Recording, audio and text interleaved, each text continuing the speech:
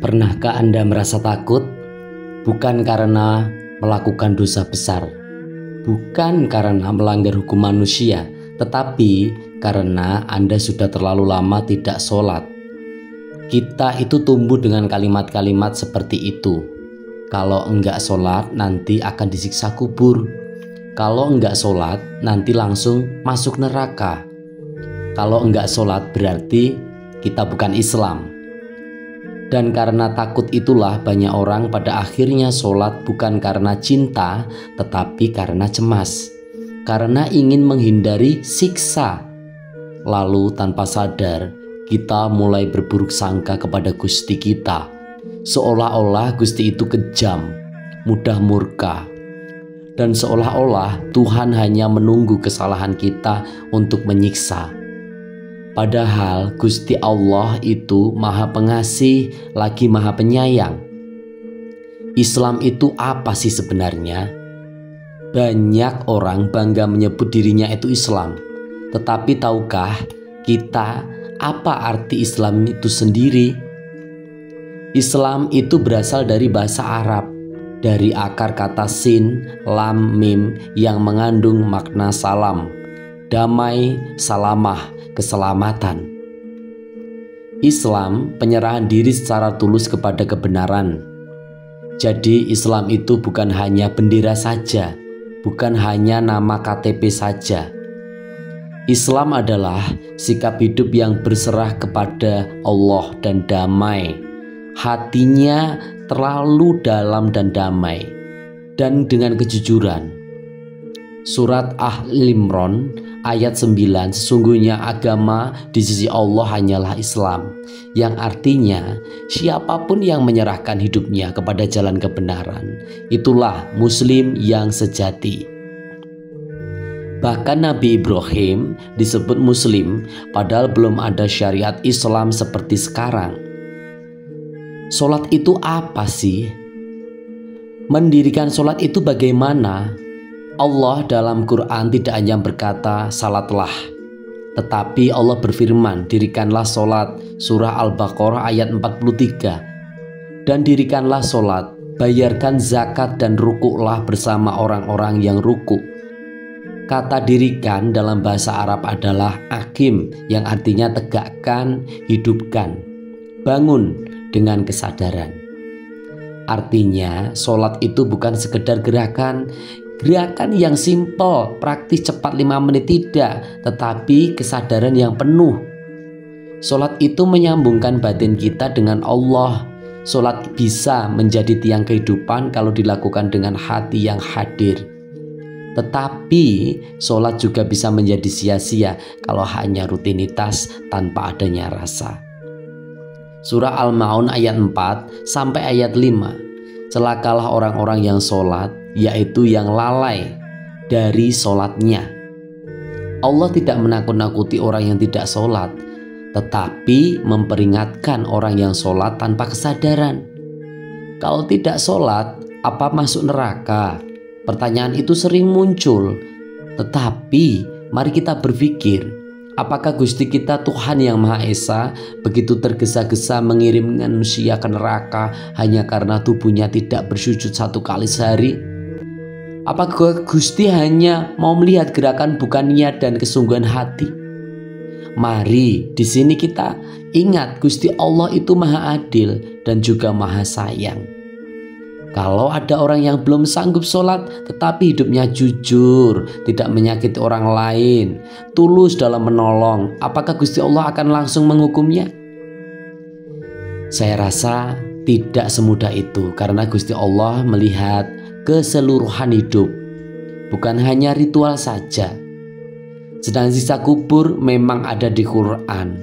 Kita sering ditakut-takuti dengan siksa kubur, tetapi mari sebentar kita teliti apakah dalam Al-Quran ada istilah siksa kubur. Jawabannya tidak ada. Quran tidak menyebutkan secara eksplisit tentang kubur yang menyiksa. Yang ada adalah jiwa manusia yang setelah mati akan merasakan akibat dari amal perbuatannya. Surah Ghafir ayat 46. Kepada mereka kaum Fir'aun Ditampakkan neraka pagi dan petang, lalu dikatakan, masuklah mereka ke dalam azab yang sangat keras. Ayat ini tidak menyebut tanah kuburan, tetapi kondisi batin jiwa setelah mati. Yang artinya siksa itu bukan oleh tanah, tetapi oleh perbuatan yang belum dibereskan. Dan kalau diterjemahkan secara bahasa murni dengan semua kata Arab, saya terjemahkan menjadi bahasa Indonesia, maka artinya menjadi begini. Kepada mereka diperlihatkan api setiap pagi dan petang. Dan pada hari saat kebangkitan ditegakkanlah dan dikatakan, masukkan keluarga penguasa lalim atau ke dalam siksaan paling berat.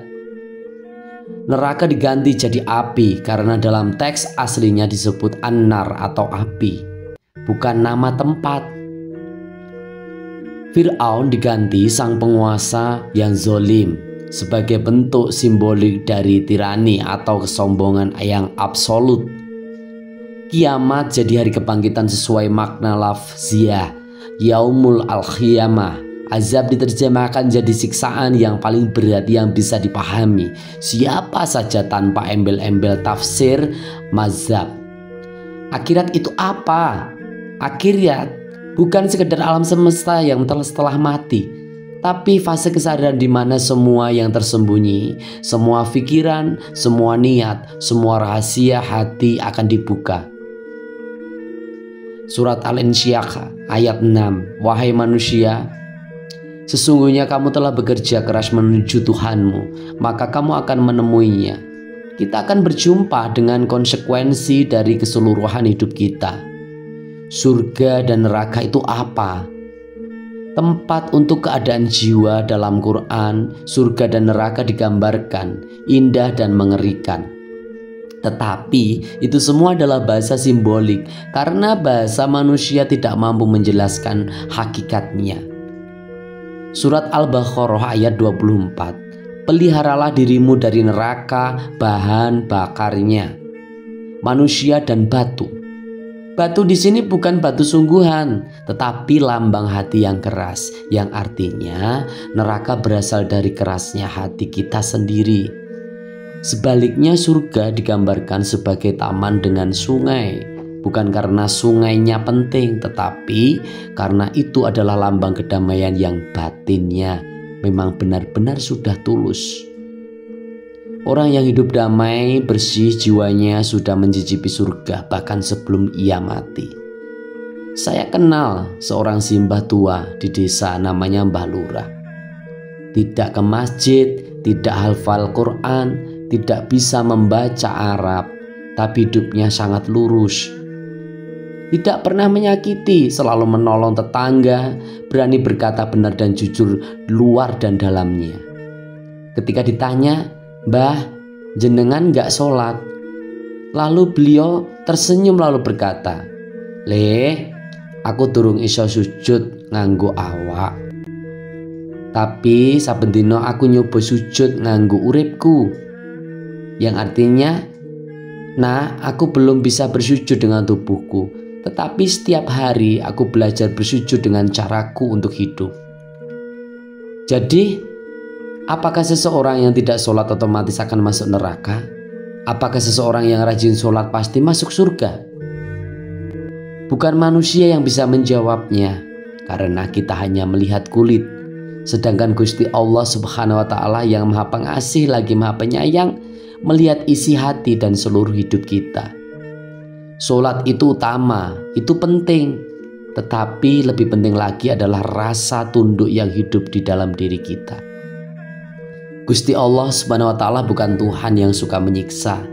Beliau adalah Tuhan yang Maha Tahu perjalanan setiap hamba, yang Maha Sayang dan tidak pernah terburu-buru menghukumnya.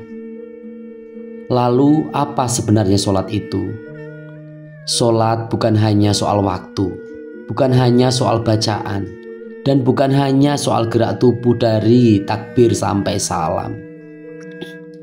Sholat adalah cermin dari kesadaran batin, kesadaran bahwa kita sedang berdiri di hadapan Gusti Allah, Tuhan yang Maha Pengasih lagi Maha Penyayang, Dalam Al-Quran, Gusti Allah tidak sekedar memerintahkan kita untuk sholat, tetapi untuk mendirikan sholat. Sholat sering dipahami hanya dengan sebagai sembahyang 5 waktu. Padahal kalau kita jujur, kalau kita membuka Al-Quran, makna sholat jauh lebih luas dari itu. Sholat bukan sekedar gerakan, bukan semata-mata hanya ritual dari takbir hingga salam. Dan bukan hanya hafalan bacaan Arab yang kita ulang 5 kali sehari. Karena dalam Al-Quran perintahnya bukan kerjakanlah sembahyang, tapi ya kita harus bisa mendirikan sholat yang benar-benar sholat. Dirikanlah sholat. Salat tidak sama dengan sembahyang. Sembahyang adalah ibadah formal, ada waktu, ada gerakan, ada aturan. Tetapi sholat ada kesadaran, yang di dalamnya ada kesadaran bahwa setiap langkah hidup kita adalah bentuk sujud kepada Gusti Allah.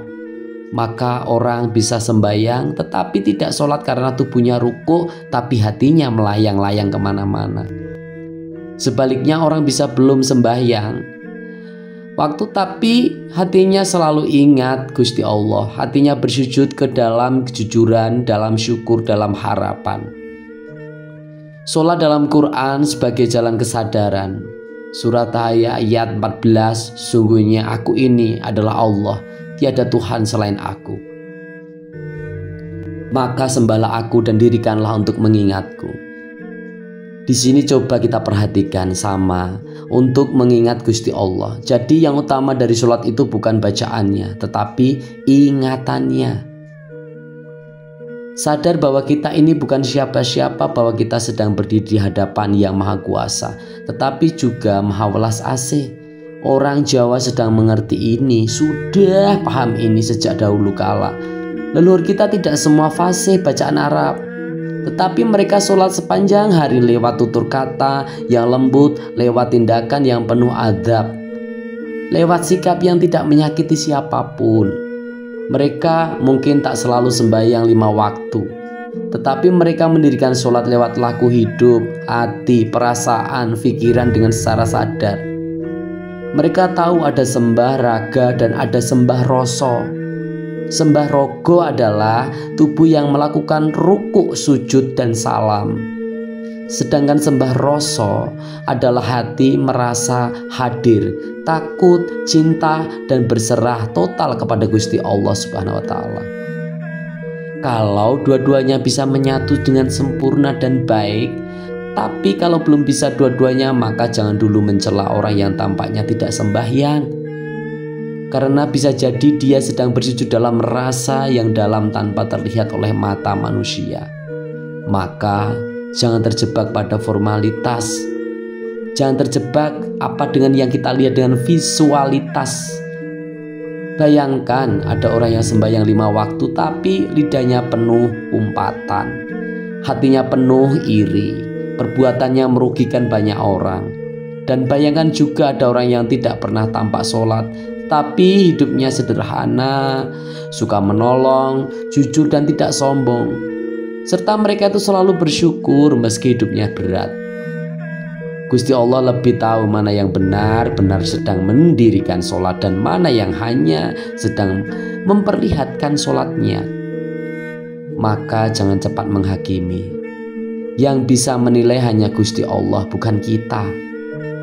Maka sebelum kita berkata orang itu tidak sholat, tanyakan dulu pada diri kita sendiri. Introspeksi diri. Sudahkah aku mendirikan sholat di dalam pikiranku, di dalam lisanku, dan dalam perbuatanku?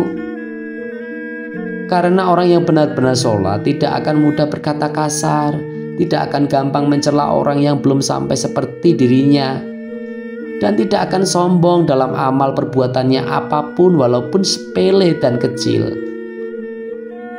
Rahmat Gusti Allah itu luas. Kita hidup bukan untuk saling mengadili, tetapi untuk saling mengingatkan dengan hati yang lembut dan laku yang tulus. Gusti Allah tidak mencari manusia yang sempurna, tetapi manusia yang jujur dalam niat dan tindak perbuatannya.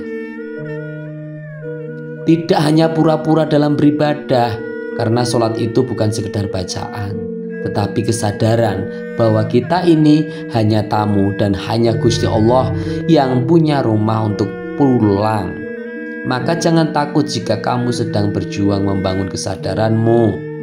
Meski belum sempurna, asal hatimu terus mencari, pintu Gusti Allah tak akan pernah tertutup. Dan seperti biasa, sholat-sholat itu harus didirikan.